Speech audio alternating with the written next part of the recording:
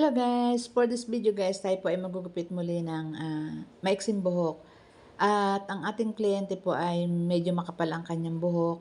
At ito pong ating kliyente, ay lagi ko naman po siyang ginugupitan every 3 months, 2 or 3 months ang balik niya sa akin. At syempre, habang nagugupit ay may kasamang kwentuhan, kwento-kwentuhan kaming dalawa para po naman hindi naiinip ang bawat isa sa amin. Ayan, binibilisan ng paggupit kasi po ay umuulan. Umulan at umaraw, tayo po ay nandito sa ating maliit na salon para po tumanggap ng kliyente. Kaya ayan po, kahit umuulan, ayan, meron po tayong customer. Salamat sa Diyos at meron tayong customer. At ang aking mga kliyente naman guys ay bumabalik-balik sa akin. Kaya thank you naman sa kanila.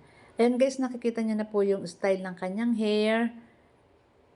Ayan, ganyan lagi ang gusto niyang buhok eh. Ayaw niya na nung maiksi. Alam mo guys, pagka maiksi ang buhok natin ay konting haba, gusto na magpagupit. Katulad ko, manipis ang buhok, kaya lagi maiksi rin ang buhok. Pero itong ating kliyente ay makapal ang buhok. So siya na rin po ang nagkukulay ng kanyang buhok, kaya gupit lang po ang ginagawa ko sa kanya.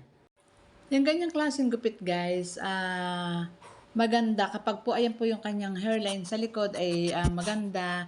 May mga hairline kasi na tumitikwas dun sa likod, yung sa ilalim ay may nakatikwas. So nagagawan po ng paraan yun para hindi titikwas.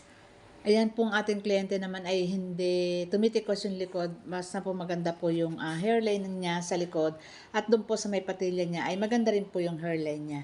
Basta po sa kabuuan ay maganda yung kanyang buhok, magandang gupitan ng maiksi.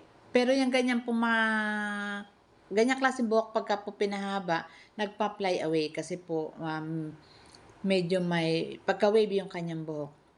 Ayan guys, malapit na tayo matapos at sinasabi ko po lagi, pagka po ginugupitan yung bandang tenga, itutupin ng konti yung tenga para po hindi masusugat ang buhok ang tenga ng ating kliyente. Thank you guys sa panonood at kung nagustuhan mo itong video na to, like and share and comment. Ayan, malapit na po tayong matapos. Thank you guys, bye-bye! Thank you sa customer na to, laging bumabalik sa akin. Bye!